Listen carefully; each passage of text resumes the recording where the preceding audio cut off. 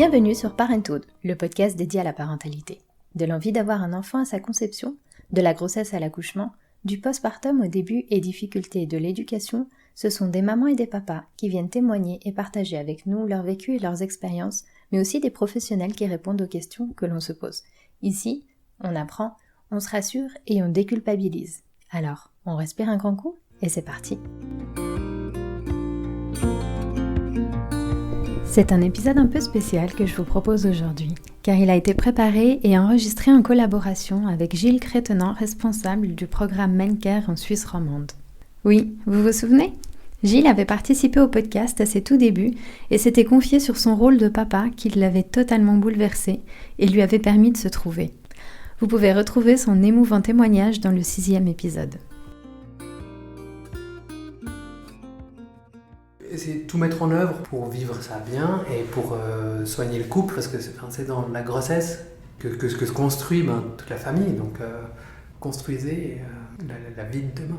Ces paroles sont celles de Gaëtan, avocat devenu papa de 2 petits garçons. Bien sûr, et comme pour beaucoup de parents, cette expérience l'a profondément changé. Il a entre autres réalisé, à la naissance de son premier enfant, que certaines choses, traumatisantes ou douloureuses, auraient pu se passer autrement ou tout simplement être évitées. Féru de podcasts sur la paternité, il s'abreuve de récits de pères, de leurs expériences et se forge alors petit à petit une idée dans son esprit. Pourquoi n'existe-t-il pas une école des papas ? Pourquoi est-ce que la préparation des papas dans le processus de la grossesse, de la naissance et du postpartum est minimisée et leur implication parfois trop sous-estimée ? Cette graine d'idée prend alors forme lorsqu'il décide, avec le soutien inconditionnel de sa femme, de se lancer en tant que doula dans l'idée d'informer et d'accompagner les papas dans leur découverte de la parentalité. Gaëtan se livre donc ici sur son entrée dans la paternité, mais aussi sur son formidable travail pour les familles. Je suis avec Gilles, que vous avez probablement déjà entendu. Bonjour. On fait une dédicace spéciale à Marianne pour la remercier de nous avoir mis le local, la salle justement de Mère et Terre à notre disposition pour pouvoir avoir cet échange. Donc merci beaucoup. Donc Gilles, on travaille ensemble aujourd'hui, on s'est unis pour pouvoir rencontrer Gaëtan, le papa doula, qui officie maintenant à Genève depuis peu et qui va nous raconter son histoire et nous expliquer comment il est devenu doula. On a hâte d'en savoir plus. Bonjour Gaëtan. Bonjour. Et puis bonjour à toi Gilles aussi. Salut. Je viens de dire que comme coordinateur du programme Mencare en Suisse romande maintenant depuis 5 ou 6 ans, un des thèmes vraiment importants dans l'approche de la paternité impliquée, la parentalité, c'est ce lien des hommes avec le care, le soin, les activités où on s'intéresse à l'autre et à soi, on prend soin, on est dans l'attention à l'autre. Et quand j'ai appris qu'en Suisse romande, on allait avoir un homme doula, cette activité qui est tellement intime, tellement belle dans l'accompagnement de la maman, du papa, du partenaire ou de la famille au moment de l'arrivée d'un enfant, ça m'a beaucoup touché. Et donc je me suis dit vraiment, j'aimerais beaucoup rencontrer cette personne. Et il s'avère que Gaëtan, je le connaissais déjà un peu, et donc je suis d'autant plus touché de pouvoir partager un moment avec lui. Alors Gaëtan, avant de commencer, est-ce que tu pourrais te présenter en quelques mots, nous présenter ton environnement familial ? Volontiers. Tout d'abord, merci de me recevoir dans le podcast Parenthood. Je suis très content de voir l'accueil qui est réservé à l'offre que j'ai développée et que je propose, que j'ai mis en place à Genève. Il y a beaucoup d'échos positifs et j'en suis très heureux. Je m'appelle Gaëtan Blazer-Suarez, j'ai 35 ans, je suis papa de 2 enfants, de 2 garçons de 4 ans et 1 année et demie. Je suis marié, j'habite à Genève. Je suis pas genevois d'origine, mais d'adoption. Je suis né dans le canton de Vaud, j'ai étudié ensuite à Fribourg, où j'ai vécu pendant de nombreuses années, avant de venir à Genève il y a 7-8 ans, un peu moins. Mais que dire d'autre ? J'ai une formation initiale de juriste, j'ai étudié le droit à Fribourg, j'ai fait un doctorat en droit, j'ai continué sur cette voie avec un brevet d'avocat que j'ai fait à Genève. Et depuis peu, je me suis je ne veux pas dire réorienté, mais j'ai complété mon bagage professionnel avec une formation de doula et coach périnatal, donc d'accompagnant à la naissance. Une formation que j'ai suivie ici en Suisse romande, dans un mode hybride, avec des cours à distance et puis des ateliers en présentiel. L'année dernière, avec l'idée déjà de développer des ateliers pour futurs papas, un projet que j'ai pu mettre en action ce printemps, cet été. Merci. On a hâte de comprendre quel a été en fait ton cheminement pour en arriver à proposer ces ateliers aux papas et comprendre comment est-ce que toi tu as vécu ta parentalité, l'arrivée de tes 2 enfants. Mais avant ça, est-ce que tu pourrais nous raconter un petit peu rapidement ton enfance, si tu as grandi entouré d'enfants, si déjà tu savais que tu voulais avoir une famille ou si c'est quelque chose qui est venu plus tard? Alors j'ai grandi dans une famille de 5 avec 2 grands frères. J'ai grandi dans un petit village avec beaucoup d'enfants dans le voisinage, aux alentours. Enfin, je crois que je me suis jamais vraiment posé la question de savoir si je voudrais ou non des enfants. Pour moi, ça allait quand même assez de soi dans la logique des choses qu'en grandissant, si tout allait bien, entre guillemets, oui, je pourrais m'épanouir avec une famille. La rencontre avec mon épouse s'est effectuée il y a déjà longtemps, vu que c'était en première année d'université. J'avais 19 ans. On s'est rencontrés sur les bancs d'université. On a entamé petit à petit une relation, une belle relation qui s'est développée au fil des ans. Et on s'est mariés après 10 ans de relation.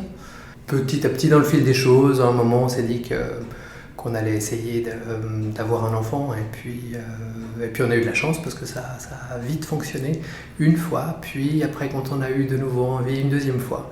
Et donc, voilà, je suis maintenant comblé. J'ai la chance de pouvoir le dire, je suis comblé dans mon couple et dans ma famille avec mes enfants à l'heure actuelle. Et je suis très reconnaissant à mon épouse pour ça. Comment c'est venu ce désir de voir si on pouvait avoir des enfants ensemble? Avec les années, puisqu'en fait c'était autour de 20 ans, l'âge de 20 ans, vous étiez en relation sur les bancs d'école. Et puis est-ce que tu as vu progresser un peu? Comment c'est arrivé ce moment en te disant tiens, si on avait la chance d'avoir des enfants? Ça a mis du temps. On a eu une relation tout à fait épanouie d'étudiants fêtards et voyageurs à travers l'Europe et le monde. Et puis, comme je disais tout à l'heure, pour moi, c'était peut-être plus normal ou plus linéaire d'avoir un jour des enfants. Pour ma femme, c'était peut-être un peu plus délicat. À la différence de moi, c'est peut-être poser la question si elle voulait en avoir à un certain moment dans sa vie. Et ça remonte déjà il y a quelques années, mais en y réfléchissant un peu, elle me disait qu'une fois, j'ai pas vraiment de souvenir très clair de ce moment-là, mais dans une discussion, je lui avais dit pour moi, 30 ans, je pense que c'est un bon âge pour avoir des enfants. Et moi, je l'ai dit sans y accorder une importance particulière. Et je crois qu'elle, elle a eu ça, elle a peut-être inscrit un peu plus, avec une encre un peu plus indélébile que moi. Et voilà, au fil des choses, la vie a fait évoluer notre relation, puis c'est effectivement vers 30 ans qu'on s'est dit, tiens, allons-y. Elle t'a rappelé, tu veux dire, à 30 ans? Ouais, elle me l'a rappelé après. Et puis comment tu t'es sentie alors à ce jour où vous avez découvert que vous attendiez votre premier enfant? Qu'est-ce que ça t'a fait à ce moment-là? C'était une fantastique nouvelle. Ça fait vraiment chaud au cœur. C'est le début d'une fantastique aventure supplémentaire ou un nouveau chapitre. C'était pas un tremblement de terre, vu que c'était un projet qui était souhaité, qu'on avait prévu les deux. Et voilà, puis on a eu la chance que ça marche. On n'a pas eu non plus, on n'a pas dû attendre des longs mois, donc il n'y a pas eu des phases un peu de désespoir qui tout d'un coup, on a le résultat positif et puis c'est une joie incroyable. Forcément, c'était super, mais voilà, je crois que c'est dès le moment où on a au final essayé que cette petite graine, sans faire dans le cliché, de la paternité, de la parentalité a commencé à germer. Et du coup, alors la grossesse, comment elle s'est passée? Est-ce que ça a été un moment qui a été difficile ou au contraire c'est un moment où tu as pu voir ta femme éventuellement s'épanouir et que toi tu as apprécié aussi? Ou comment tu t'es sentie pendant cette première grossesse? J'ai eu la chance pendant cette première grossesse d'avoir 2 personnes très proches, 2 hommes qui attendaient aussi un enfant quasiment en même temps. Un de mes frères attendait son 4e enfant pour je crois le terme était quasiment identique. Au final, mon neveu est né 11 jours avant mon fils est né.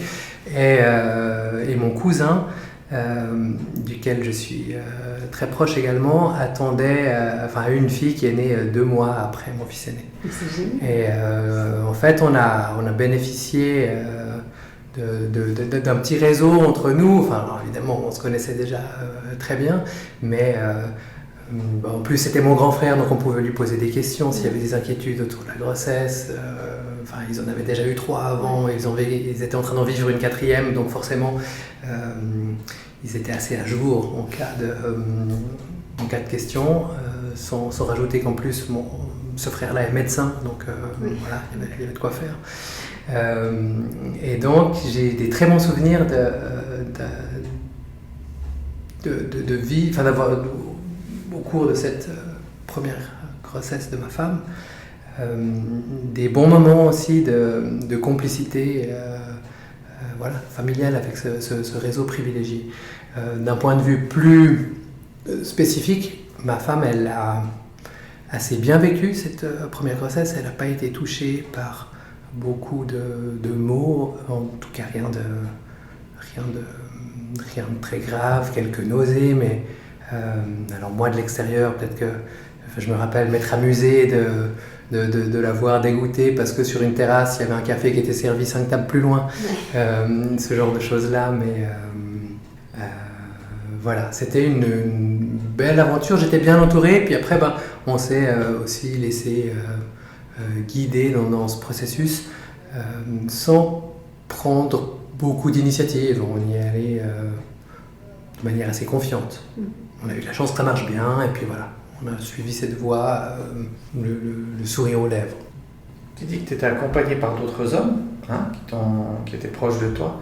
Quand vous échangiez là-dessus, c'était des choses plutôt de l'ordre de la santé, du technique, etc. Ou est-ce que vous avez aussi eu des échanges qui étaient liés aux ressentis, aux émotions, à des peurs, des craintes, des choses qui étaient plus émotionnelles ou de ressenti? J'ai pas le souvenir de grandes... j'ai le souvenir d'échanges riches, mais peut-être plus dans le technique ou dans un peu la vie de tous les jours, et pas à ce moment-là sur des aspects plus sentimentaux ou émotionnels. Je dis à ce moment-là parce que je me rappelle que par la suite, notamment avec mon cousin, donc quand on était déjà devenu papa, on va quelquefois boire des verres, manger quelque chose, on se retrouve au restaurant, et on a tendance là à beaucoup parler de comment on se sent à la maison, des problématiques qu'on peut avoir, parce qu'on a la chance d'avoir une relation très forte et de ne pas avoir de gêne ou de tabou à ce niveau-là. Et ça me fait souvent sourire parce qu'à l'inverse, ma femme, quand elle sort avec des copines, elle ne parle pas d'enfants. Alors peut-être qu'elle parle des situations de couple, mais c'est un peu le contre-cliché où moi je vais plus parler d'enfants et puis elle va plus parler de travail et de carrière. Moi j'avais une question par rapport au corps de ta femme, parce que tout à l'heure on parlait de ce sujet. Tu as évoqué le fait que tu avais ressenti quelque chose par rapport au corps de ta femme qui évoluait, qui changeait au fil de la grossesse, c'est ça? Comment est-ce que tu l'as vu, ce corps? Je trouve que c'est quelque chose de fantastique de voir l'évolution du corps qui se transforme. Moi, j'ai toujours trouvé ma femme incroyablement belle et encore plus belle quand elle est enceinte. Ça a une forme de resplendissance, pour utiliser un grand mot. Et je suis très admiratif, alors là, de la capacité du corps de la femme, de manière générale, de vivre ces transformations phénoménales au cours de la grossesse. Et après, je pense que ce qui est enfin ça c'est mon point de vue d'homme, peut-être que elle et toutes les femmes enceintes ont plus de difficultés à accepter ce corps qui change, le regard des autres qui change. Enfin, il y a plein de pressions différentes autour de cet aspect physique. Ce qu'on évoquait tout à l'heure aussi, c'était l'évolution du corps de ma femme suite au premier accouchement, où elle a eu une césarienne, avec cette question de la cicatrice aussi. Comment est-ce qu'on appréhende cette cicatrice qui fait mal, enfin cette douleur physique, qui pour le coup reste indélébile, quoi qu'on en fasse, et peu importe comment la femme récupère de l'accouchement. C'est ces questions-là aussi qui sont intéressantes. Et puis, en tant que papa, on peut, je crois qu'on a un rôle à jouer ne serait-ce que pour renvoyer à sa femme l'image qu'elle mérite. Oui, en effet. Ça commence souvent par là, effectivement. Et du coup, tu as évoqué la césarienne, donc comment ça s'est passé l'accouchement? On arrive à ce moment. Alors, tu te sentais préparée aussi déjà par rapport à la venue de ton fils, par rapport physiquement aussi à l'accouchement? Alors j'étais préparé à accueillir cet enfant. Je ne savais pas que c'était un garçon, mais on était prêts, on croyait qu'on était prêts. On s'était informé, on avait suivi un cours de préparation à l'accouchement. On a aussi discuté avec les gens qu'on connaissait qui avaient des grossesses en même temps. On a eu des bons contacts avec certains couples qui ont suivi le cours de préparation à l'accouchement. Donc en soi, on était confiants. On n'était pas préparés, avec le recul, je peux dire qu'on était mal préparés, à mon sens, et on n'était pas préparés à une césarienne d'urgence. Ça a amené un petit traumatisme qu'on a... Tous les deux, tu veux dire? Tous les deux. On a pu passer par-dessus, enfin on va y revenir après, mais oui, ça fait quelque chose. Et c'est aussi c'est clairement un des événements marquants qui ont amené à la création de Papadoula aujourd'hui, je crois. Donc on avait suivi on est allé, comme je disais tout à l'heure, de manière confiante dans la grossesse. On avait un suivi classique avec un gynécologue en ville. On a fait ses cours de préparation à l'accouchement. Il n'y a pas eu de complications. Tout était OK. Il y a eu un déclenchement spontané du travail. Je me rappelle, c'était drôle, on nous avait dit qu'il fallait attendre des contractions toutes les 5 minutes pendant 45 secondes, pendant 2 heures avant peut-être de contacter la maternité, etc. Donc en voulant bien faire les choses, j'avais mon petit chronomètre quand ça a commencé pour voir, et puis c'était n'importe quoi, c'était 2 minutes, 3 minutes, 30 secondes, on a vite arrêté quoi. Ouais. Donc voilà, ce déclenchement s'est passé, on est allé à la maternité, on a eu la chance d'avoir une salle nature qui était disponible, donc on a pu directement poursuivre le travail là. On n'avait pas d'a priori particulier par rapport à la péridurale ou non. Pour finir, le travail étant très fort, les contractions étant très fortes, ma femme l'a demandé. Donc elle l'a eu, ça devait être vers 7h du matin, je dirais. Et puis là, comme ça arrive parfois, le travail s'est calmé un peu trop. Elle avait le péripit ou l'appareil médical qui va avec, donc elle était clouée au lit. Enfin, il n'y avait plus cette mobilité qu'elle avait avant. On avait fait tout le travail dans la baignoire pendant plusieurs heures. Et puis, donc voilà, tout s'est un peu tassé. Après, ils ont essayé de rebooster les contractions avec de l'ocytocine de synthèse. Le travail était un peu bloqué. Évidemment, ce qui n'a pas aidé, principalement, c'est que le bébé était mal engagé. Enfin, oui, il regardait les étoiles, donc il ne pouvait pas s'engager dans le bassin. Et puis, au bout d'un moment, ils nous ont laissé un peu de temps. Et puis après, ils nous ont dit, on vous laisse encore un peu de temps, mais si ça évolue pas, il faudra envisager la césarienne. Et là, je me rappelle qu'on a eu beaucoup d'émotions qui sont arrivées en disant « Ah, mais quoi, pourquoi, c'est quoi, comment ?» Le thème avait été abordé lors de la préparation à l'accouchement, mais toujours comme un point un peu trouble, oui, au cas où, mais vous faites pas de soucis. Tu vois, voilà, avec le recul, j'ai vraiment cette image-là. Et puis ça n'a pas manqué, on est parti en césarienne d'urgence. Alors c'était pas une situation d'urgence absolue, c'était pas un code rouge, mais il fallait que ça se fasse. Donc on a eu ce moment de flottement avec le départ au bloc, moi qui dois passer par le vestiaire pour mettre Charlotte et Blues, mais tiens, on va où, c'est quoi, c'est quel bloc, vous pouvez rentrer, non vous pouvez pas rentrer, attendez. Pour finir, je suis arrivé vers mon épouse qui était les bras en croix sur la table là, parce qu'ils sont sanglés, et puis qu'il y avait des convulsions de stress, on pleure, donc c'était un moment un peu chaud, quoi, à vivre. Après, ça s'est très bien passé. Le bébé, ils ont sorti le bébé tout à fait en bonne santé, conformément à tous les protocoles qu'on peut imaginer.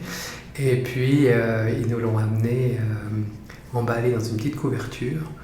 Et je me rappelle qu'on a pleuré pendant de longues minutes jusqu'à ce qu'on entende, de joie, quoi, d'émotion.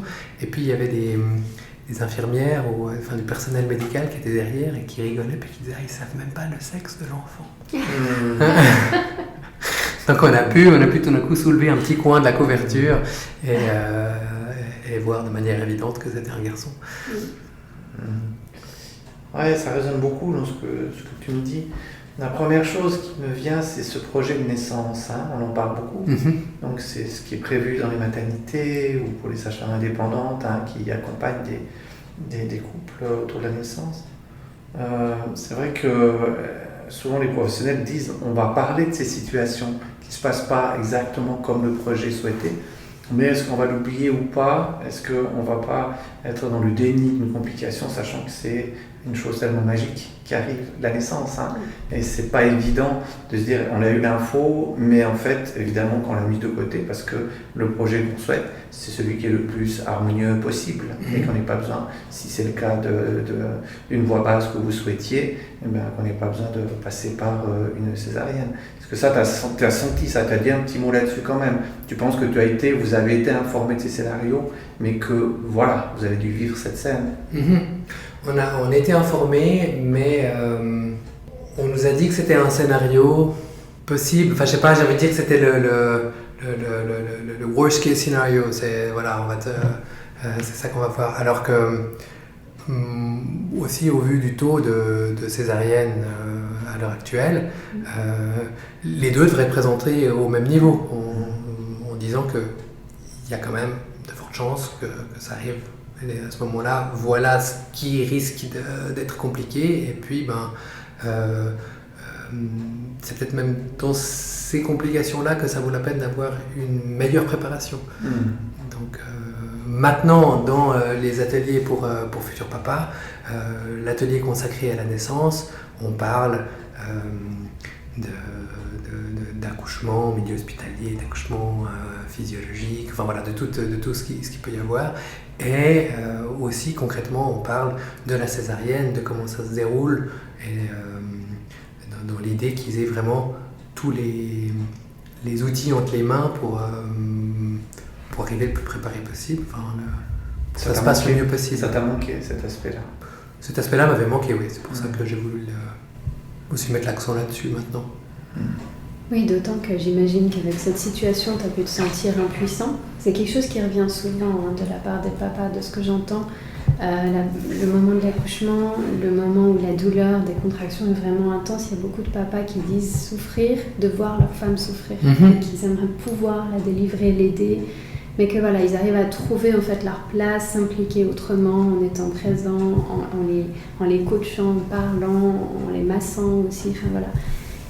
C'est vrai que là, si t'es pas du tout préparé, le fait d'avoir cette double peine, d'être un peu mis à l'écart, j'imagine, par le personnel, au moment de la césarienne, puis tu le disais, ils n'avaient pas l'air de savoir non plus, ou d'être dans le stress du moment, donc du coup, tu sais pas où te placer. Tu dois avoir, comme tu l'as dit, ta femme attachée d'une certaine façon, donc tu as ta souffrance, ton stress, plus la souffrance de ta femme qui était en stress total. Ça doit ça doit être extrêmement difficile à vivre, et c'est vrai que si tu n'es pas du tout préparé à savoir quel est le protocole qui va être mis en place à ce moment-là, ça peut être un tsunami émotionnel. Tout à fait. Puis c'était peut-être le contraste était encore plus fort parce que j'avais eu la chance lors de ce premier accouchement d'avoir un rôle assez engagé même dans toute la première partie, parce que alors on avait été briefé sur des techniques de massage, et puis depuis les premières contractions en fait de faire des massages forts sur le bas du dos, en appuyant vraiment sur des points spécifiques, soulageait beaucoup les contractions. Donc j'ai passé plusieurs heures vraiment, voilà, que ce soit les contractions à la maison, en allant à l'hôpital, puis aussi dans la baignoire. Enfin, j'étais vraiment, voilà, j'avais un rôle actif. Oui. Et c'est vrai que dans le contexte de la césarienne, je me suis peut-être retrouvé d'autant plus démuni que j'avais eu ce rôle-là. Enfin voilà, j'avais eu ce rôle-là avant. Quoi. Avec le souci double de la santé du bébé, de la maman. C'est ça, tu sais pas comment ça. Et t'es resté combien de temps sans avoir de nouvelles, sans pouvoir mettre ta Charlotte et puis trouver la salle? Tu te souviens à peu près combien de temps ça a duré?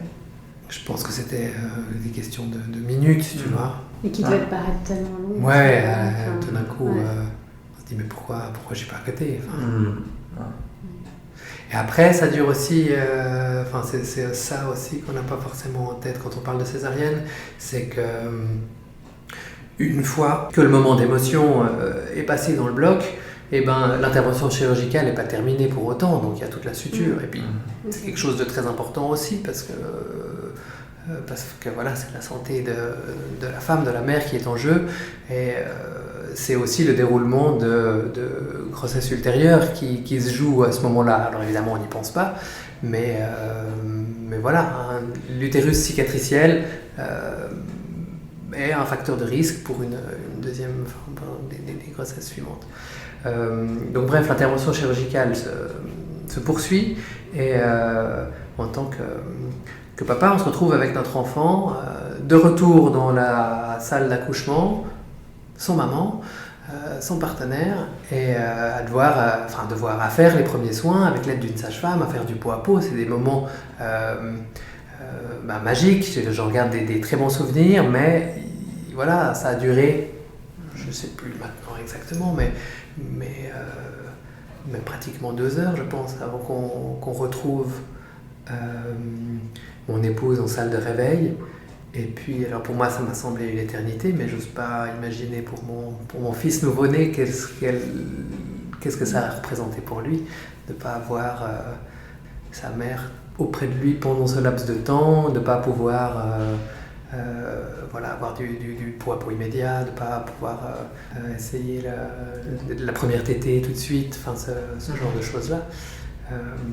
Et d'ailleurs, pour ce qu'on pouvait dire par rapport à ce traumatisme de la césarienne, ma femme s'est retrouvée, le premier pot à pot lui a été proposé très tard en fait, parce qu'on ne savait pas qu'on pouvait, parce que tu sais pas ce que tu fais avec ce petit bébé qui est dans le berceau à côté, tu sais pas si tu peux le prendre dans le lit, on te dit que non. Je crois que c'est seulement le lendemain qu'à la maternité, une nuit, une sage-femme, en écoutant un peu le récit d'accouchement, lui a dit non mais écoutez, on fait un pot à pot. Tu vois, ça a soigné ce traumatisme un peu tard. Après, elle a eu un débriefing de tout l'accouchement aussi avec la sage-femme en chef, sauf erreur. Moi, j'étais pas là, donc j'ai pas eu ce débriefing. J'aurais bien aimé la voir. Ils t'ont proposé, mais t'as pas pu venir?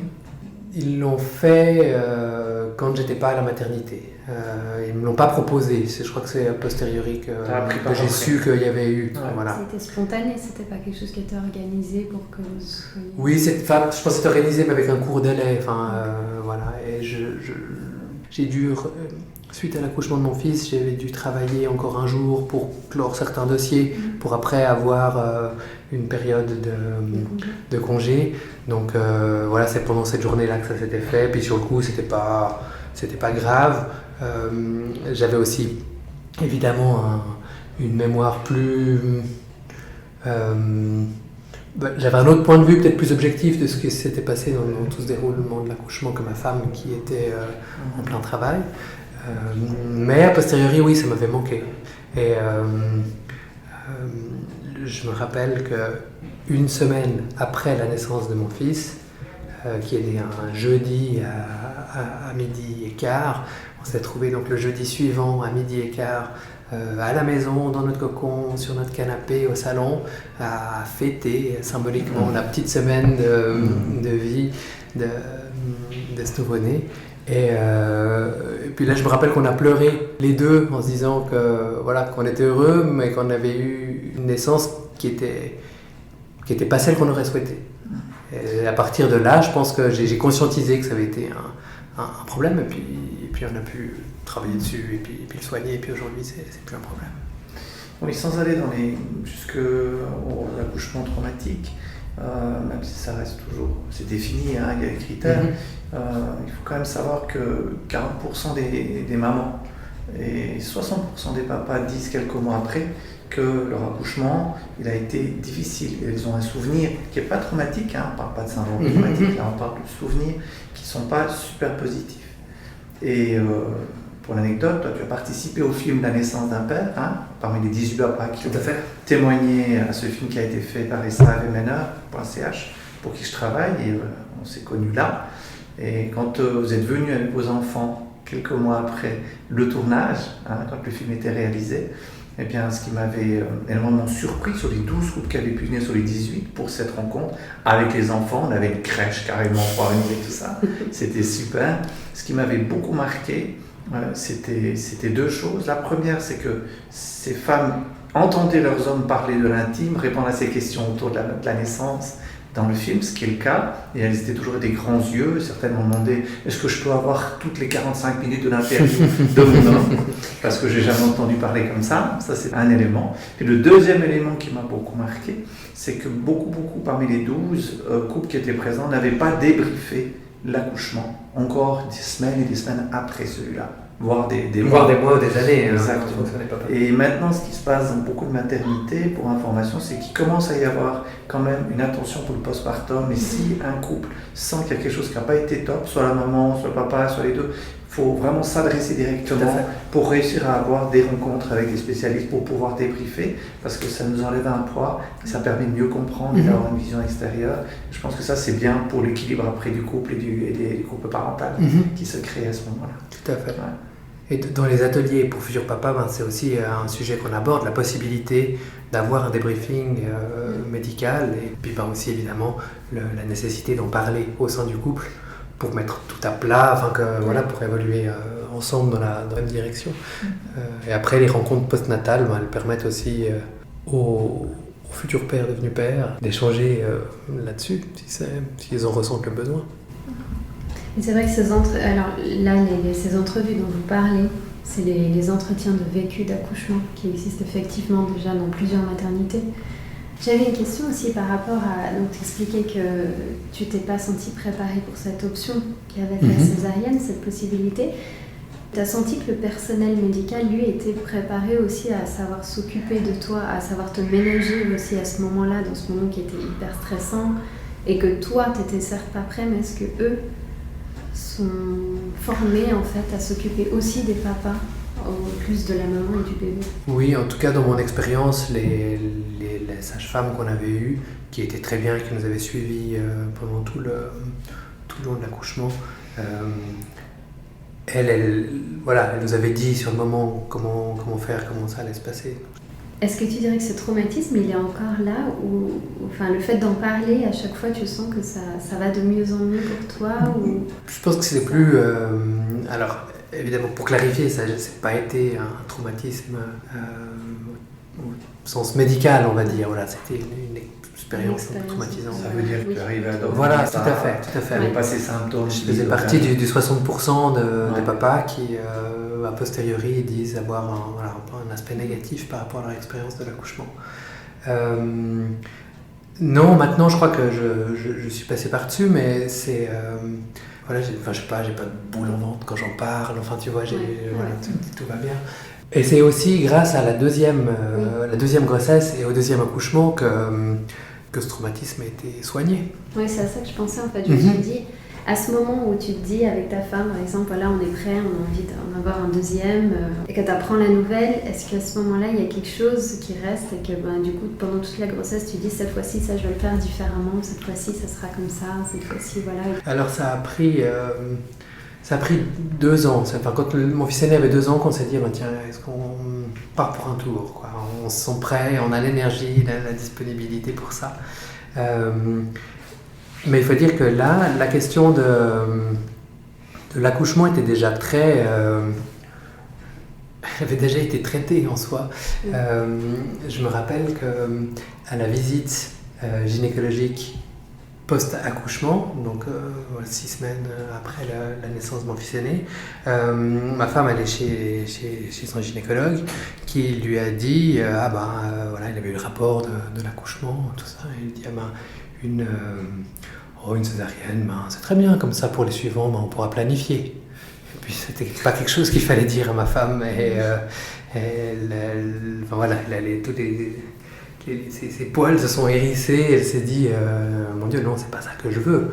Elle a toujours dit, elle a très rapidement dit qu'elle avait envie pour une éventuelle, une deuxième grossesse, parce qu'en soi c'était clair qu'on voulait plusieurs enfants, qu'elle avait envie de vibrer et qu'elle avait envie d'avoir un AVAC. C'était beaucoup documenté, écouter des podcasts et lu diverses choses sur la question. Donc un AVAC, un accouchement vaginal après césarienne. Et donc quand elle est tombée enceinte une deuxième fois, c'était assez clair que c'était l'objectif. Sous réserve, évidemment, que tout se passe bien, etc. Et on a, pour le coup, une préparation, un suivi de grossesse complètement différent. On a, après quelques semaines, après les premiers rendez-vous, on a remercié notre gynécologue et on s'est orienté vers un programme de suivi global à la maternité des HUG. C'est un beau projet. L'idée, c'est que c'est un pool de sages-femmes qui font les rencontres, qui font les rendez-vous médicaux de suivi de grossesse. Et puis, c'est ce même pool de sages-femmes, je crois qu'elles sont une douzaine, sauf erreur, qui sont aussi présentes au bloc. On continue, il y en a toujours une des 12. Et l'idée, c'est d'avoir un suivi intégral depuis les premiers rendez-vous médicaux jusqu'à l'accouchement et même au-delà, vu qu'elles viennent aussi en chambre pour les premiers jours, pendant le séjour hospitalier. Et nous, on a, de ce point de vue-là, eu l'expérience 5 étoiles, parce que c'est notre sage-femme qui nous avait suivis pendant toute la grossesse, qui était présente la nuit de l'accouchement. Wow. Et donc, c'est au fil des événements qu'on va aborder, on verra que c'est la seule membre du personnel médical qu'on a côtoyé pour cet accouchement. Donc c'était assez fantastique. Mais donc on a pris ce suivi global et puis on s'est préparé différemment. Il y avait ce souhait de vibrer, alors on s'est intéressé à ces vibrations. C'était en fait un programme de chant prénatal qu'on peut suivre en couple et qui permet notamment de gérer la douleur et puis de se préparer à l'accouchement avec des vibrations avec du volume sonore. Voilà. J'ai entendu en fait la semaine dernière dans un épisode de Bliss justement une maman qui expliquait qu'apparemment, je ne savais pas, pendant la grossesse, le corps de la femme émettait des vibrations qui sont beaucoup plus graves qu'en temps normal. C'est vrai que c'était vraiment super parce qu'il y a ce côté un peu méditatif forcément de ces ondes sonores qui se répètent et puis en les variant en intensité, on arrive à moduler justement le ressenti de la douleur. On peut travailler sur des techniques pour vibrer en couple, pour arriver à avoir une espèce de résonance Et puis ça favorise complètement la bulle nécessaire pour l'accouchement. Donc, et même juste quand on t'entend le dire, vibrer ensemble, c'est ça magnifique. Et non, c'était vraiment quelque chose de super. Donc on s'est préparé à ça. Et puis on a lu des livres aussi sur la naissance au naturel, l'accouchement physiologique. Enfin, il y avait aussi cette question d'essayer dans la mesure du possible, de ne pas avoir recours à la péridurale qui, dans notre ressenti, était quand même un peu partie du problème du premier accouchement, quoi. Même si le bébé ne se présentait pas bien, il y avait quand même cette péri, et puis l'effondrement des contractions, et puis le changement de dynamique, enfin, tout d'un coup un univers beaucoup plus médicalisé. Donc voilà, on s'est préparé à ça, et puis on a eu on a réussi, elle a réussi. On a eu un accouchement complètement différent du premier, donc on a vu uniquement cette sage-femme. Il y a aussi eu un déclenchement spontané à la maison, où on a pu vibrer tout en faisant les massages, en gérant les contractions le mieux possible. Vous étiez à la maternité ou à la maison alors? Alors, ça a commencé à la maison. Après, je me rappelle que mon fameux cousin, dont on a parlé au début, c'était son tour de garde là, dans la liste qu'on avait élaborée. Il fallait bien quelqu'un qui soit là pour s'occuper du fils aîné. Donc, il a débarqué à minuit, comme ça, en catimini, dans l'appartement. Et puis, il savait qu'on s'était préparé, qu'on a fait ce genre de préparation. Il m'avait dit qu'il se réjouissait de nous voir vibrer. Alors, effectivement, il avait un petit sourire, comme ça. Il nous voyait faire ses vibrations et ses massages dans l'appartement au moment où on est parti. Je pense que le chauffeur de taxi nous appelait pour des tarés, mais je pense que les chauffeurs de taxi de nuit ont l'habitude quand même de voir aussi, d'être confrontés à ce genre de situation. Et bref, on a eu un accouchement qui s'est bien passé en quelques heures, avec une très bonne gestion de douleur grâce notamment à ce champ prénatal. Et puis l'accouchement sur le lit, l'accouchement physiologique. Alors avec quand même beaucoup de douleur au moment des poussées. Enfin voilà, ma femme se rappelle que à un moment, peut-être au moment de la première poussée, tout le travail s'était fait dans la baignoire, mais après au moment où on est sorti, il y a eu vraiment un cri de douleur, et là, moi qui étais juste face à elle ou sous elle, elle se rappelle voir la peur dans mes yeux. Après, j'ai essayé de recommencer à vibrer, mais là, c'était un peu... Enfin voilà, j'avais perdu le truc, quoi. Et ça s'est fait relativement vite. Et là, le bébé est sorti en pleine forme aussi. Un garçon aussi, on ne le savait pas, mais voilà.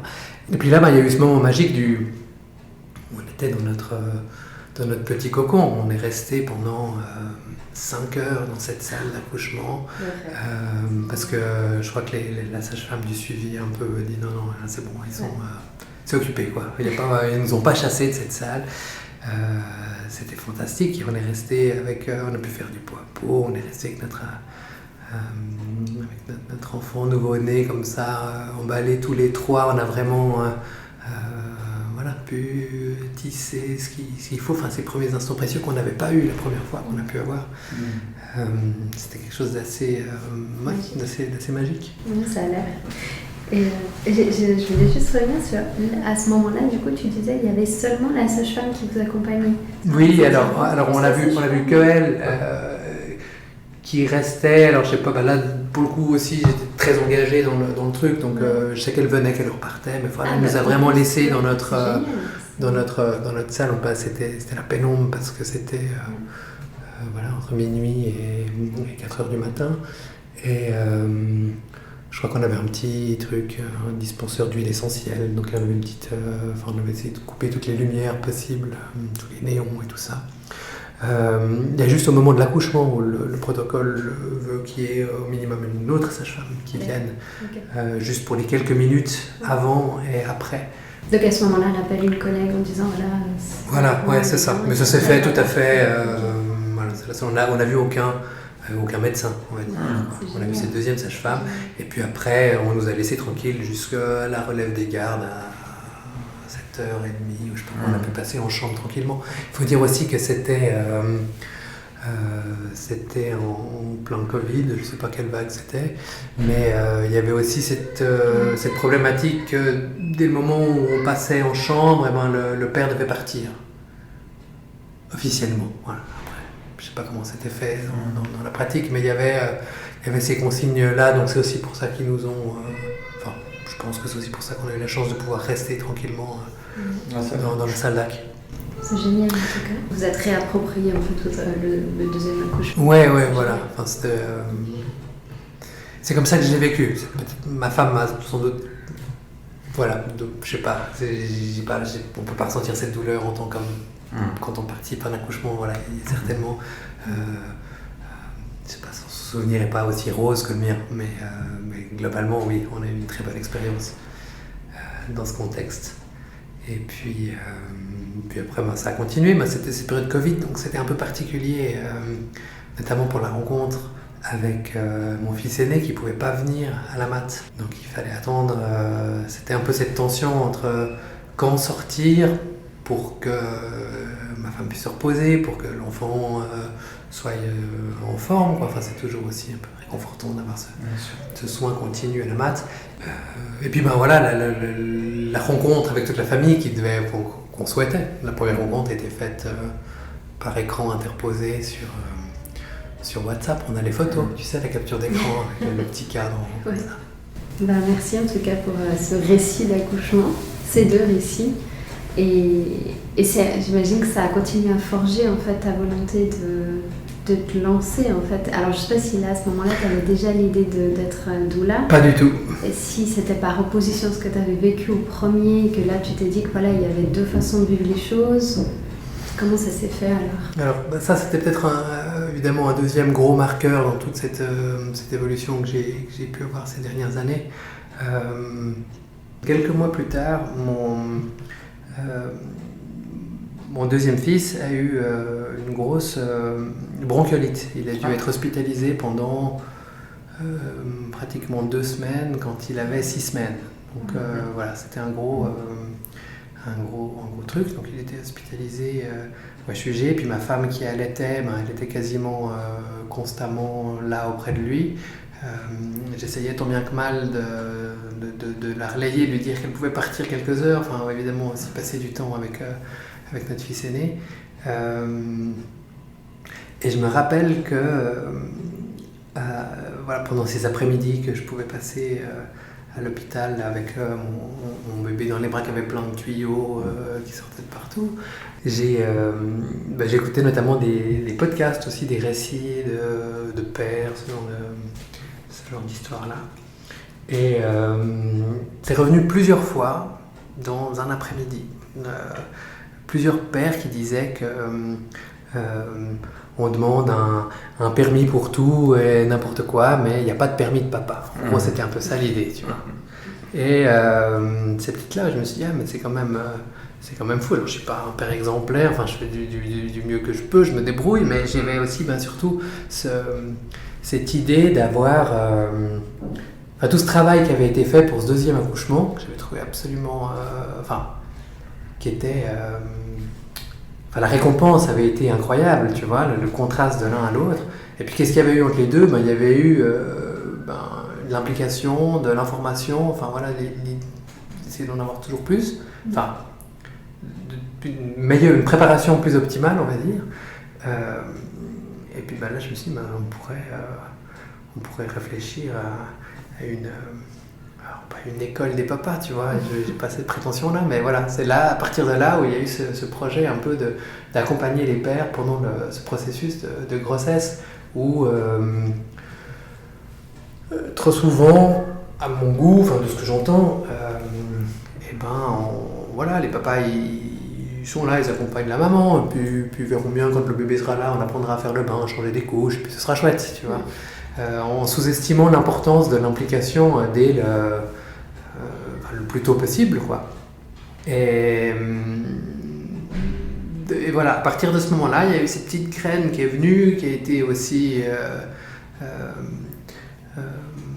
les réflexions ont aussi été alimentées parce que j'étais pas complètement épanoui dans la situation professionnelle que j'avais. Et puis j'y réfléchis beaucoup, j'ai pas très bien dormi pendant plusieurs nuits, j'en ai parlé à ma femme qui a pas très bien dormi pendant plusieurs nuits, mais c'était assez fantastique. Pour la petite anecdote, elle avait eu une insomnie, elle a pris son carnet, elle a noté tous ses doutes, toutes ses craintes autour de ce projet-là, qui était en fait le projet de démissionner et puis de partir dans le vide pour développer des ateliers pour Futur Papa. Coucou. Elle a posé tout ça par écrit, on en a parlé le lendemain, et puis après, c'était bon, c'était validé, on pouvait aller je pouvais aller de l'avant avec son soutien inconditionnel pour ça, c'était une chance fantastique. Et voilà, puis ça s'est fait après, de manière, j'ai pas envie de dire linéaire, mais progressive, quoi. En fait, j'ai démissionné assez rapidement parce que ça me permettait d'avoir, suite au délai de congé, de profiter d'une période off en congé paternité et auto-octroyé. Parce que ça coïncidait avec la fin les 2 derniers mois de congé maternité de mon épouse suite à la naissance du deuxième enfant. On a eu un été 2021 fantastique. On a eu vraiment cette période pour nous. Qu'ont plein de familles dans les pays nordiques et ailleurs, tu sais, mais pas ici. On doit lutter. Ouais. Et voilà, puis suite à ça, j'avais réfléchi à comment nourrir au mieux cette idée d'atelier pour Futur Papa. Et c'est dans ce contexte-là que le métier de doula m'a été soufflé par une amie sage-femme qui me disait ton projet est fantastique, ce serait génial que ça arrive. Elle ressentait qu'il y avait un véritable besoin en tant que professionnelle de la santé. Puis elle m'a dit essaye de regarder, il y a ces formations de doula qui existent, alors sans faire la formation, peut-être que tu pourrais prendre ici ou là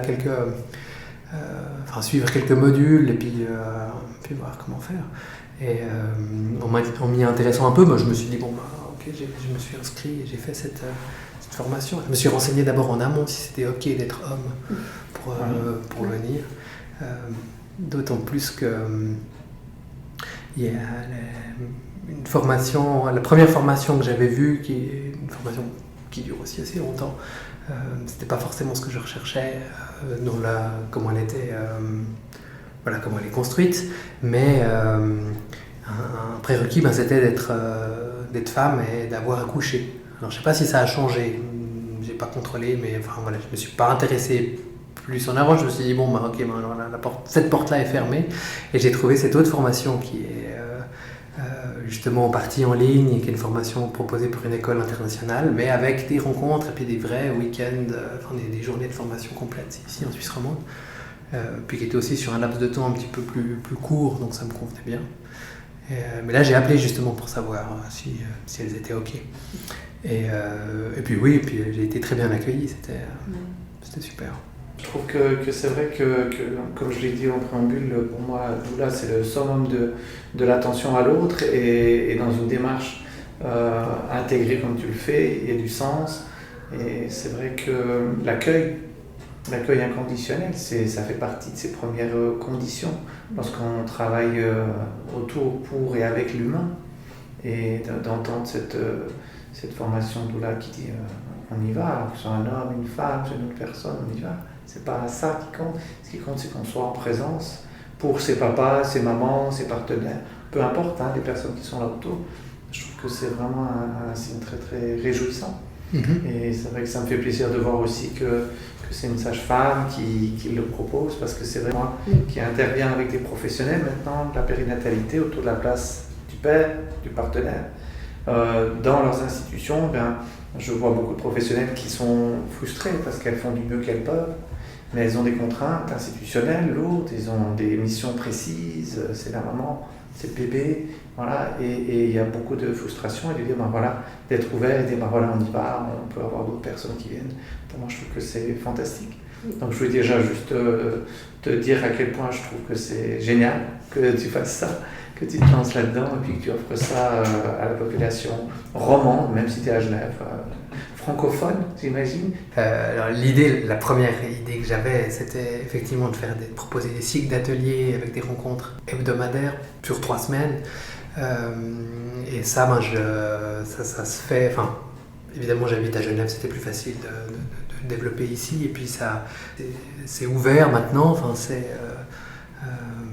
en marche.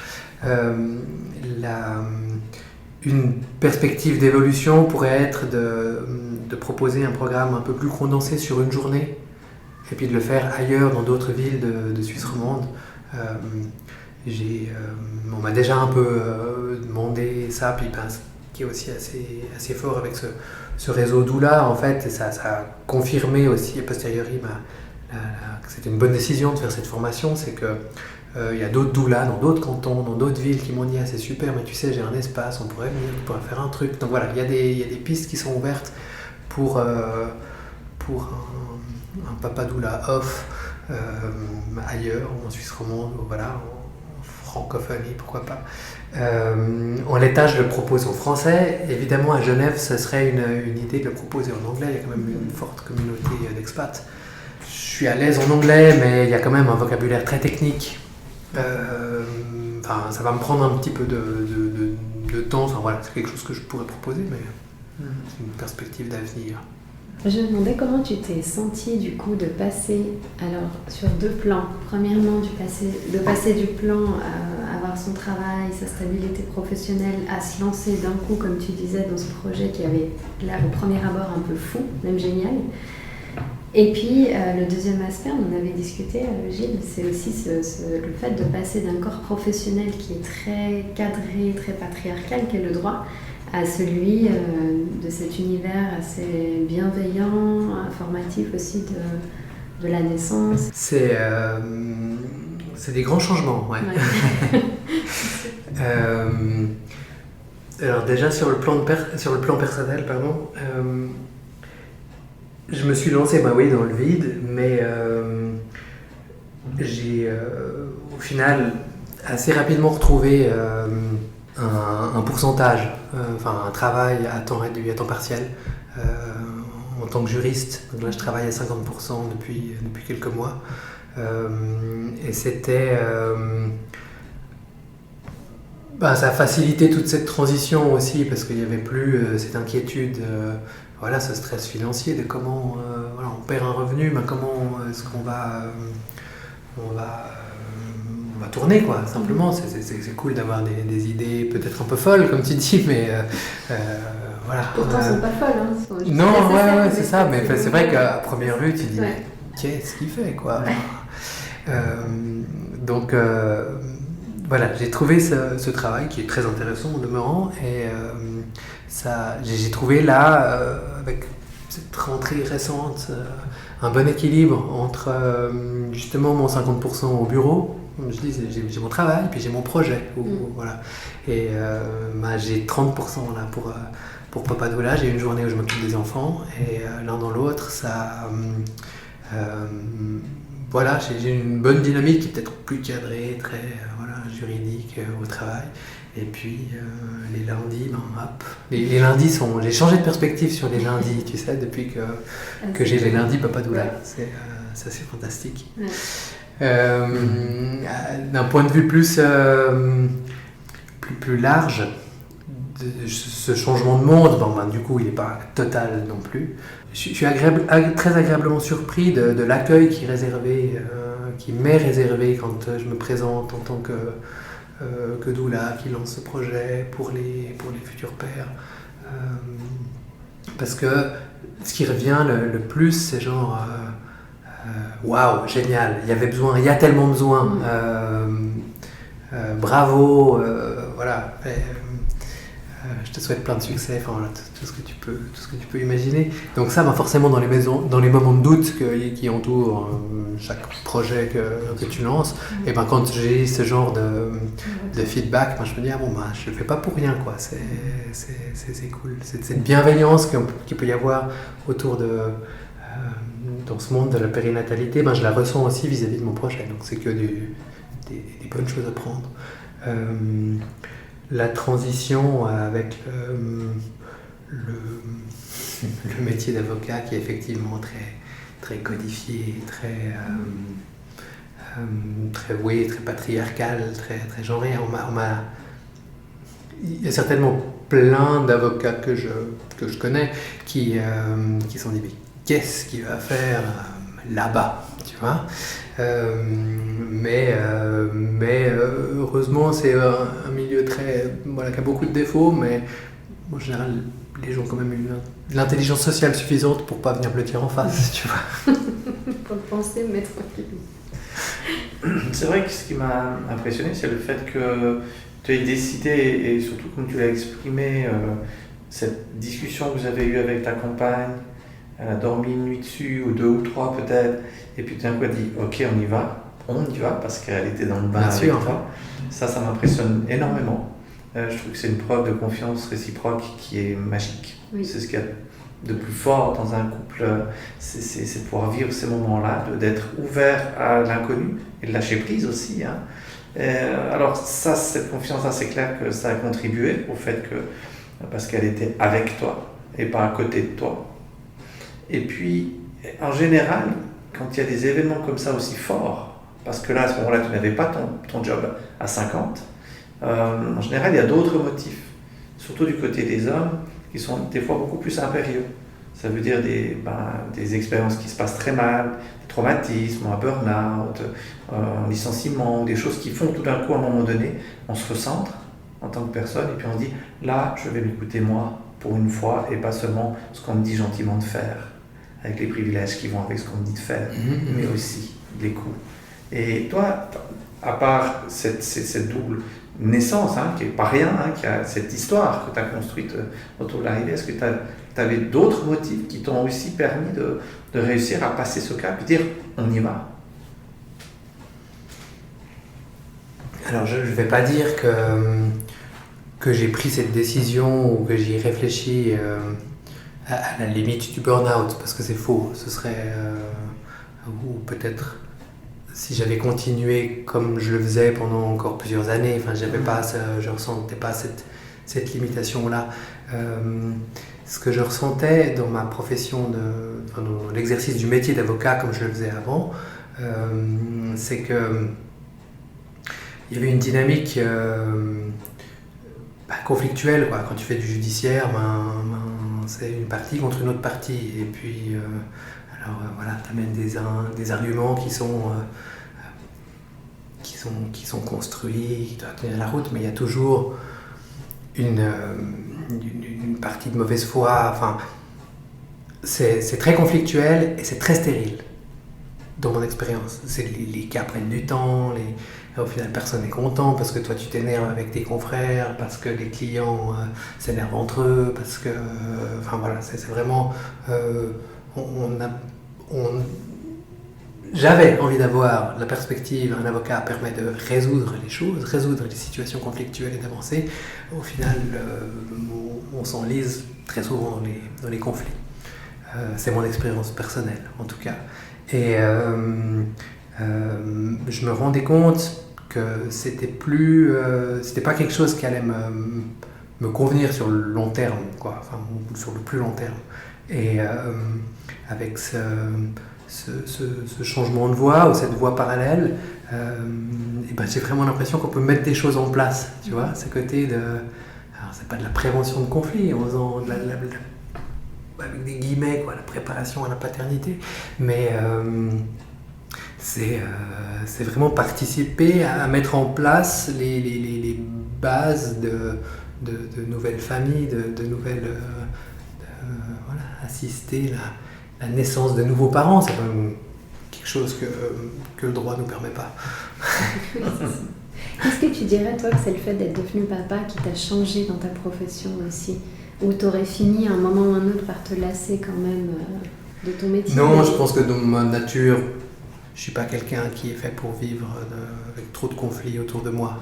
Après, forcément, de devenir père, ça fait évoluer les priorités, enfin, dans la vie de tous les jours assez rapidement. Enfin, dès que j'ai pris un 80% pour pouvoir m'occuper un jour de mon fils aîné d'abord, puis après des deux. Ça, c'était quelque chose d'hyper important pour moi. Donc oui, devenir père, ça a contribué, mais je pense que Après, sans expérience de père, peut-être que je serais pas arrivé, enfin, j'aurais pas eu de légitimité, j'aurais pas pu faire d'atelier pour futur papa, mais j'aurais changé de voie et essayé de voir autre chose en tout cas.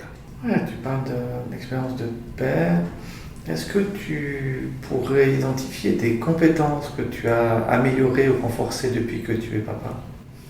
Des compétences de vie, des compétences La personnelles? résilience. En tant que père, écoute, oui, mais on se développe tous les jours, tout le temps. Quelles compétences? Enfin, l'écoute. L'écoute des autres, mais l'écoute de soi aussi, d'essayer de trouver ses limites. Mais vraiment la capacité d'adaptation en permanence, que ce soit au sein du couple, que ce soit dans la famille, de jongler avec tout ce qui nous tombe dessus tout le temps, pour tenir, pour que l'unité familiale fonctionne comme on a envie qu'elle fonctionne, quoi. Au niveau des émotions, gestion des émotions, est-ce que tu as eu des nouveaux entraînements grâce à cette expérience? Oui, aussi. La gestion de la colère, c'est pas ça que je voulais dire en premier, mais la gestion de la colère, parce qu'on est poussé à bout, parce qu'on explose parfois, mais je cherchais l'émotion, mais la gestion de l'énergie, de la fatigue, enfin tu vois, j'ai pas une émotion qui est liée, mais c'est cette idée-là on se connaît au final mieux, on arrive à connaître ses limites au final. Et la gestion de la colère, forcément, c'est quelque chose qui arrive quand ses limites sont dépassées.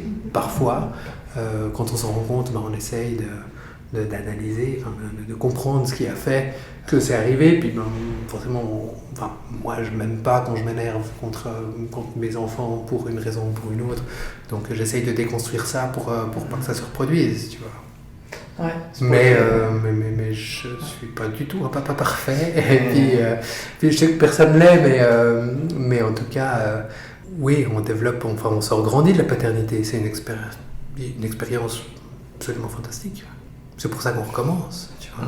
Quand c'est qu'on devient papa, pour moi, il n'y a pas eu un moment hyper marquant comme pour certains la première échographie quand on entend le cœur battre, je sais pas quoi.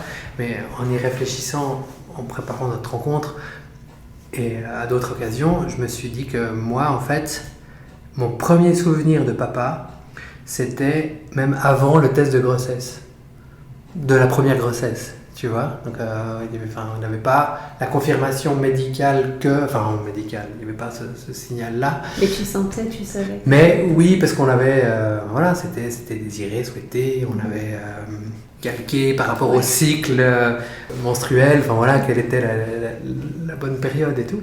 Et je me rappelle un matin où, pour une obscure raison, je devais faire une course à pied, et puis je devais partir très tôt. Et je me rappelle sortir, on dormait chez des amis parce que c'était pas à Genève. Et je me rappelle sortir sur la pointe des pieds de la chambre où dormait ma femme, et puis penser dans ma tête, ou le dire, je sais pas, bonne journée ou bon réveil, vous deux. Tu vois. Et c'était mon premier. C'est mon plus vieux souvenir de papa. C'est cette petite anecdote-là, quoi. Et après, tout s'est construit par la suite, quoi. Et je pense pas que... alors, on peut se sentir papa à un certain moment, mais on dit qu'on devient papa à la naissance quand on nous met l'enfant dans les bras. Pour moi, ça tient pas la route.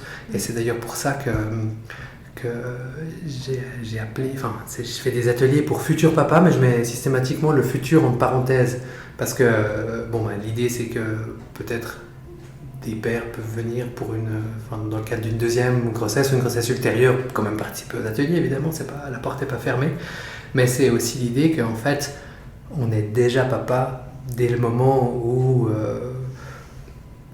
l'enfant est là, même s'il est dans le ventre, dans l'utérus de sa partenaire. Et c'est pas une réalité médicale ou juridique, mais pour moi, c'est comme ça que les papas naissent, quoi.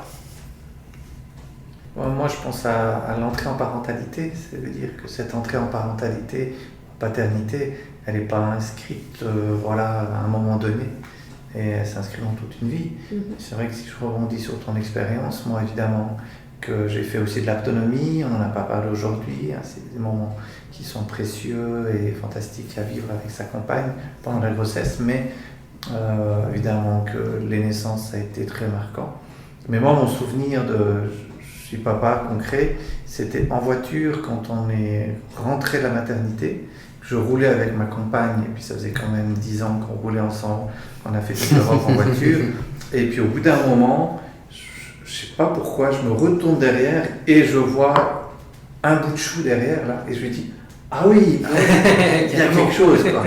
Et là j'ai vraiment, c'est le souvenir que j'ai maintenant en me disant ah ouais bah là je suis plus seul quoi, comme et il y a vraiment quelque chose de particulier, c'est ce moment-là, clin d'œil qui me revient souvent, mais évidemment que je suis rentré en paternité sans le savoir déjà depuis bien avant qu'il soit là. Mais c'est vrai que c'est assez particulier, mais je dirais pour tout le monde en fait. Je pense que même pour nous les mamans, c'est vrai que si on a la chance de pouvoir porter son enfant, il y a une connexion, il y a un lien qui s'établit. Et je pense que si on l'a désiré, que si on est en phase avec cette envie de l'avoir et que voilà, on se sent bien dès le départ, à ce moment-là, au départ, effectivement, on est vite dans la protection, J'ai vu plusieurs personnes, c'est pas une vérité absolue, mais je vois chez plusieurs personnes parfois, même quand elles n'ont pas encore réalisé qu'elles sont forcément enceintes, il suffit qu'il y ait un événement qui se passe pour avoir ce réflexe de « oh là, il faut que je fasse attention ». Ou automatiquement, parfois ça passe par la main sur le ventre alors que ça ne va rien changer du tout, mais c'est ce réflexe de se dire « non, je fais attention à cet instinct ». Et moi, pour rebondir sur ton anecdote, j'ai réalisé récemment, ma fille elle va avoir 3 ans, donc elle est encore petite, j'ai réalisé, je me sens maman depuis le début, depuis le premier instant, depuis que j'ai compris que j'étais enceinte, toute la grossesse, et oui, mais j'ai réalisé que parfois je suis avec elle et qu'elle m'appelle, donc elle m'appelle maman. Mais que moi, dans mon esprit, parfois je réalise que c'est moi, mais au bout de quelques instants, parce que je me dis maman, c'est ma maman en fait. En fait, j'ai pas ce raisonnement de me dire elle m'appelle. Et ça m'est arrivé 2 ou 3 fois, alors c'est pas tous les jours, bien sûr, mais parfois je suis quand même en train d'attendre et puis je me dis, mais en fait, c'est toi la maman, réagis. Oui, tu as parlé du fait que tu avais été très bien accueillie par les doulas et tu as aussi mentionné le fait qu'il y avait une forte demande. Tu as ressenti en fait les papas quand tu as présenté ton travail? Comment les papas ont réagi? On m'a dit qu'il y avait les très fortes demandes, elles me sont verbalisées par les doulas, par les sages-femmes que je rencontre, à qui je présente mon projet, ou aussi par les gynécologues à qui j'ai pu présenter ça. Par les papas, j'ai fait quelques sondages, des pseudo-études de marché au début, tu vois, pour essayer aussi de guider un peu comment ouvrir mon offre. Et puis, oui, j'ai eu des retours positifs, mais je pense qu'il y a encore du boulot pour que les futurs papas d'eux-mêmes viennent en masse, en masse, voilà, je ne demande pas qu'ils fassent la queue devant la porte, mais voilà, il y a tout un travail de sensibilisation, d'information qui doit être fait, et je crois que les meilleurs vecteurs qu'il y a à l'heure actuelle, c'est justement de passer par les professionnels de la périnatalité qui sont actifs, qui ont des contacts avec les femmes enceintes et par extension leurs partenaires, pour sensibiliser à l'importance que peuvent avoir des ateliers pour futurs papas, que peuvent avoir une sensibilisation à ces thématiques, ces problématiques-là. Pour les côtoyer aussi, ces professionnels-là, la plupart du temps de la santé ou du social, qui travaillent avec la parentalité, les parents, elles voient surtout des besoins qu'elles n'arrivent peut-être pas à satisfaire, pas par incompétence, mais parce qu'elles ont des missions, qu'elles sont limitées. Comme tu le disais tout à l'heure, oui. Et elles voient que ces besoins sont très importants du côté des hommes, des pères, des partenaires, Mais le challenge, il reste le même, c'est que ces hommes, il faut qu'ils se sentent concernés. Et on en a tout plein qui osent se lancer dans quelque chose de l'ordre de l'émotionnel, du ressenti, du partage. Et il y en a pour un qui le fait parce qu'il en a besoin, parce qu'il sait que c'est bien pour lui. Il y en aura beaucoup qui auront envie, mais qui n'oseront pas passer le cap. Et alors maintenant, beaucoup arrivent par la maman, par le partenaire, par quelques professionnels, par des amis. Et moi, j'ai vécu une tendance, quand j'étais à Genève, pendant une année régulièrement, où je voyais que c'était beaucoup les partenaires. Et de temps en temps, au fur et à mesure des mois, je voyais que c'était de plus en plus les papas eux-mêmes qui avaient été s'informer sur Internet, qui commençaient à se soucier un petit peu de qu'est-ce qu'il pourrait y avoir pour eux, où ils puissent déposer des choses différentes que dans les cours de préparation à la naissance, qui sont quand même axés autour de la maman et des besoins physiologiques de la maman. Et donc ça, je sens qu'il y a une tendance. Mais comme je dis toujours, eh bien, je suis bien placé pour le dire ici, eh bien, il faut se faire sortir les hommes de la grotte, et puisqu'on est dans les grottes, et c'est vrai qu'il y a cet effort qui est pas négligeable et auquel il faut faire. Donc typiquement ce qui est fait ici et ce qui se fait partout en Suisse romande et en Suisse, eh bien ça doit être connu, reconnu.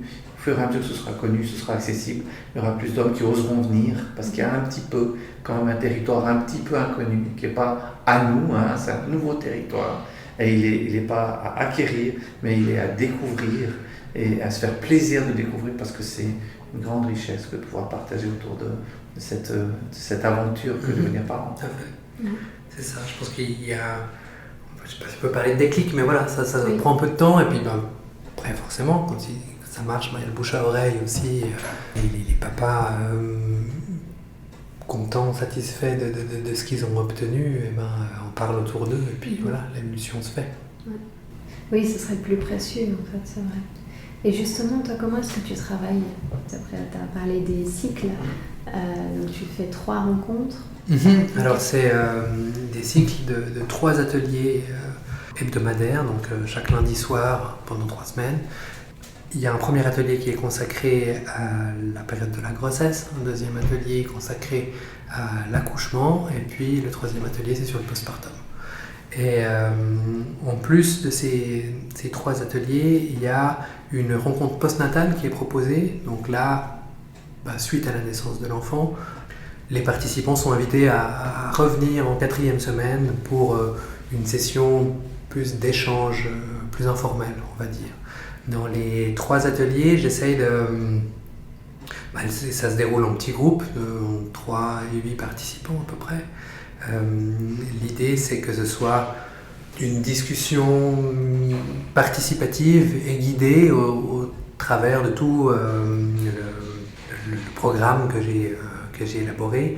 On aborde dans chaque atelier des aspects physiques, un peu le suivi de grossesse, les étapes de l'accouchement, enfin voilà, des choses vraiment... on débroussaille un peu ce domaine ce domaine de la santé, ces informations-là. Il y a tout un volet où on explore les aspects émotionnels du ressenti individuel des pères, mais aussi tout ce qui entoure le couple. Et puis pour l'atelier postpartum en particulier, mais aussi les interactions qui peuvent être mises en place avec le bébé, même quand il est déjà dans le ventre, tu vois, essayer de favoriser au maximum ce genre de lien-là. Et un troisième volet où on explore des aspects plutôt pratiques de qu'est-ce que c'est que d'être homme et d'accompagner sa partenaire enceinte à Genève pour ce qui est les aspects plus terre-à-terre d'assurance, de reconnaissance de paternité, ou pour l'accouchement ça va plutôt être qu'est-ce qu'on peut envisager comme lieu de naissance, quelles sont les options ouvertes, les accouchements ambulatoires, les suivis par les sages-femmes, etc. Et puis l'idée c'est d'avoir une approche aussi globale que possible de toute cette étape fantastique, de la grossesse, de l'accouchement et du postpartum, pour que les papas soient le mieux outillés possible